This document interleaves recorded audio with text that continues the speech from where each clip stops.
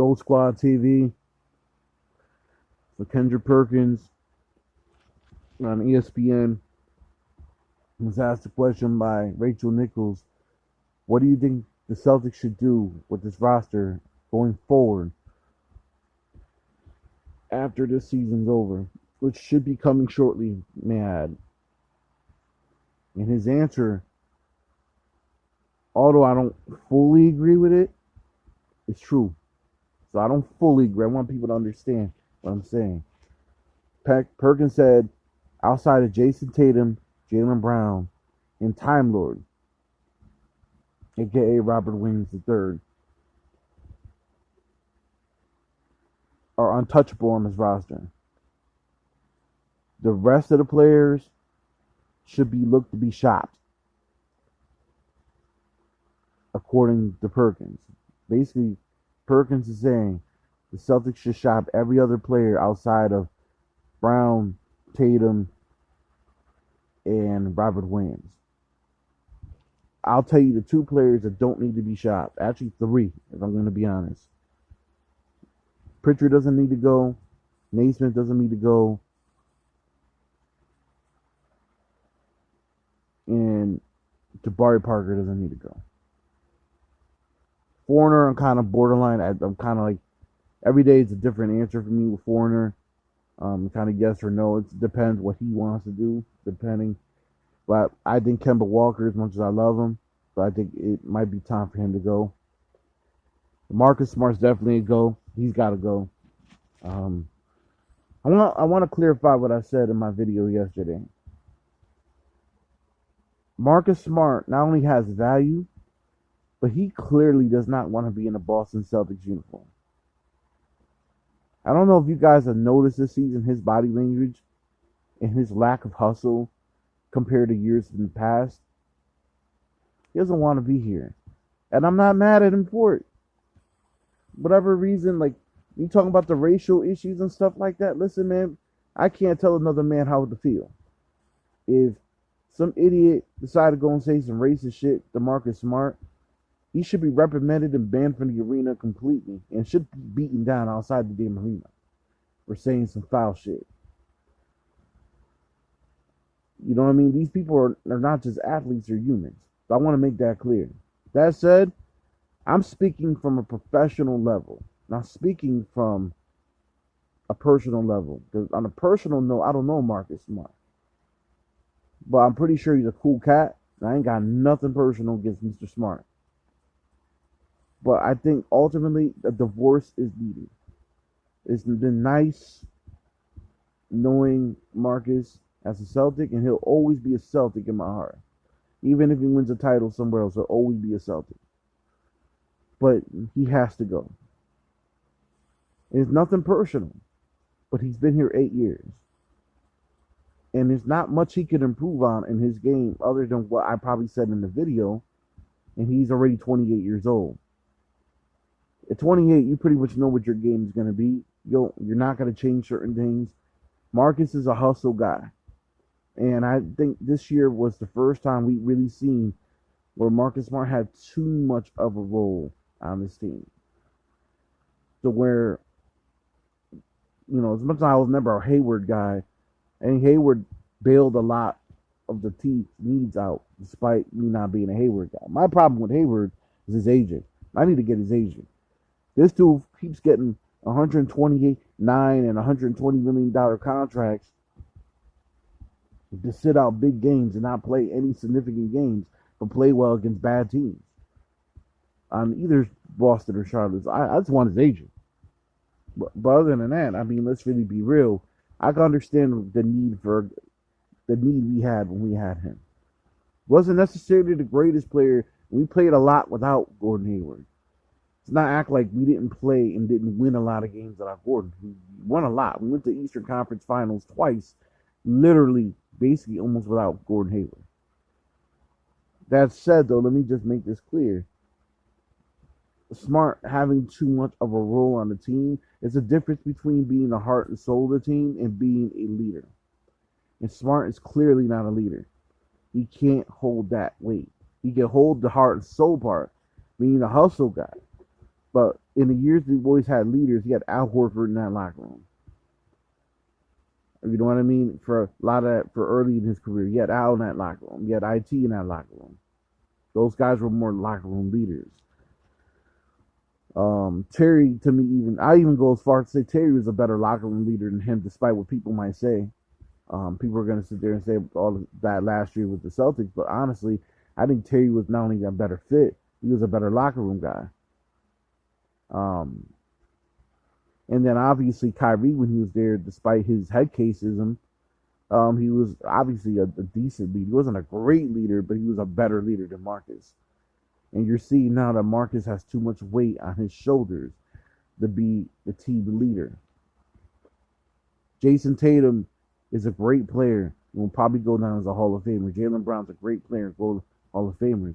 Those guys can't lead the team on their own. Jaylen might be a better leader, probably the best leader on his team. But when you got a whole bunch of guys that have played with him, you look at like Jaylen Brown could be a great leader for Peyton Pritchard and Aaron Naismith. Can't be a leader to Marcus Smart. Marcus came in the league before him. And Marcus is probably going to feel like, yo, I'm in the pecking order. I should be the leader. So ultimately, at the end of the day, I got to keep it a bean with you guys. No one's probably more appreciative of Marcus Smart than me. I love the fact that he guards all 5 positions despite being a point guard and having size differential. But he's getting older. He has a lot of wear and tear on him. He gets hurt a lot now. He's missed a couple playoff runs because of his injuries, specifically that 2019 run and some of that 18 run when he broke his hand. And even like some of last year, during the season, he missed some time. And he missed some time during this year. When you play such a physical style, eventually it wears on you, especially when you're an only player that plays that physical style. So ultimately, yeah, I do think he needs to go. I'm kind of don't know about Tristan. Langford's got to go. Waters has got to go. Edwards has got to go. Ojelay's got to go. Yeah. Did I say Langford? Langford's got to go. Cornette, I don't know if you keep Cornette or not, only because of 3-point shooting. I think I might want to keep him even if he's like a 12 guy in the team. Bench guy, Taco, I don't know if they're going to keep him or not because of his size. You always keep him on a cheap contract because most teams aren't really looking to get a Taco. So, yeah.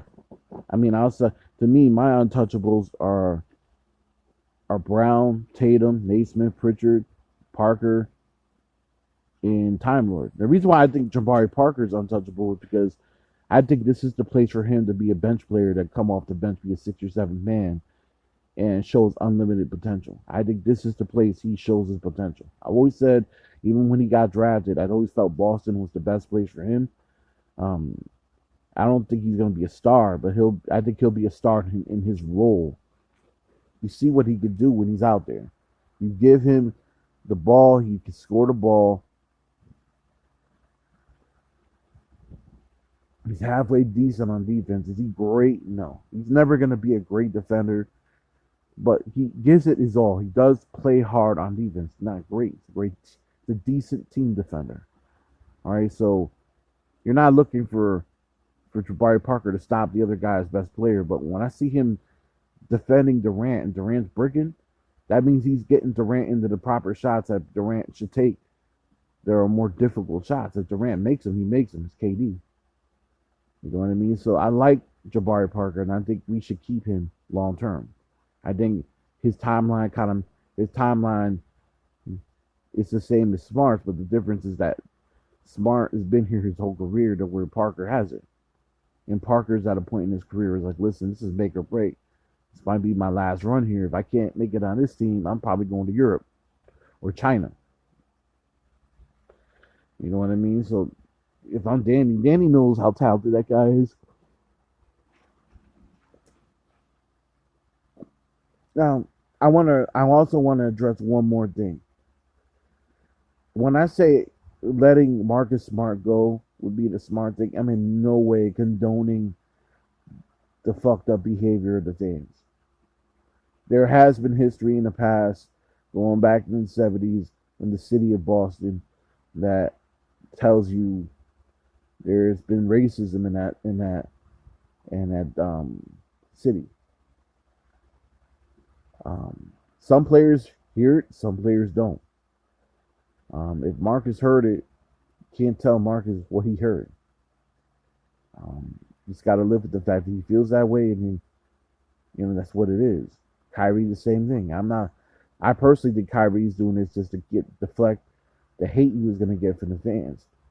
That said, though, it still doesn't change the fact that if you heard that, that's a shame on the Celtics fans. Now, I'm not accusing the Celtics fans of being racist. I don't think the Celtics fans are racist. But there are knuckleheads in every crowd, and it's always going to be one or two idiots. Like, for instance, look at the Philly crowd. You can make the argument the Philly fans are the worst. Didn't Kyrie got suspended. He got fined for telling a fan to suck his dick during the 2017-18 season when he was a Celtic, when he was going into the tunnel right after a game. And the Philly fans are known for being really ruthless fans, man. Like, that shit they tried to do to Russell Westbrook was so cold. Why would you do that to Russell? You might not like Russell, but come on, that man's a human being, just anybody else. For somebody to throw popcorn at him and not have to face the consequences, to me, man, if Russell Westbrook want to go see this motherfucker in the parking lot and beat the fucking daylights out of him, he should be able to. Trae Young, I don't like Trae Young personally as a basketball player. As a human, don't know him. Does he kind of come off as a dick? Yes. Maybe, and that's really just more of the fact that he's just, he's a talented player. He's confident in his ability. But he doesn't deserve to get spit on. The motherfucker that tried to spit on Trae Young should get his ass kicked on a day-to-day basis in New York. Especially if one day he's a free agent, decides he wants to go to New York, and then he changes his mind last minute because of the stupid fan that decided to try to spit on him. Remember, these players remember all that shit. The Utah fans, to me, having their racial issues, that's been around since early for them. Not all Utah fans, but some. I'm sure. I've heard stories. I've seen what happened to Russell over there. Man, just as fans, man, just be fans. Don't take this shit personal. Don't make it a hate fest on a race issue. That is unfortunate. It's despicable, and shouldn't be tolerated. These guys have families. These guys should not be treated like they're circus animals. They are entertainers. They are professionals. They're to be respected. If you don't like what they do for seven figures, you shouldn't be watching the game anyway. If you don't like them because of their skin color, maybe you shouldn't be watching the NBA. Guys want to say there's some people out here wilding out talking about the NBA too woke. I don't even know how to take that.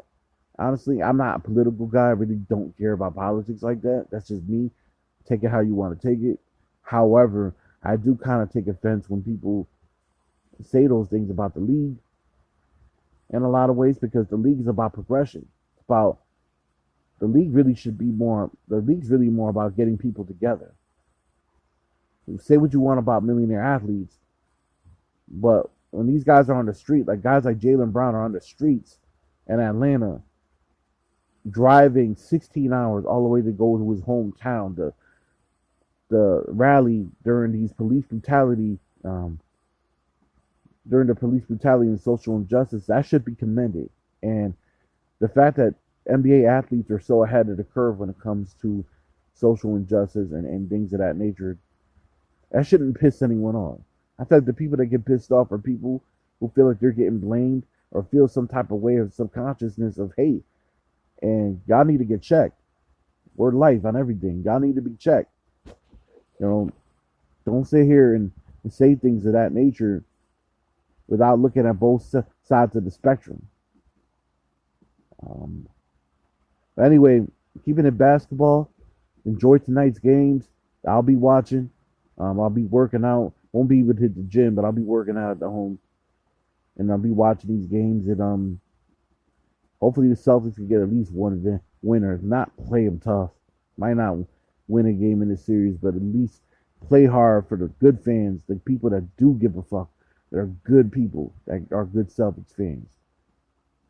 And I hope all these NBA series are good, man. Like the only team I don't want to ever see win is the Lakers. Like the fact that it looks like the NBA is gonna make sure they get in the finals is like, it is what it is. Gold Squad TV. Leave your comments down below.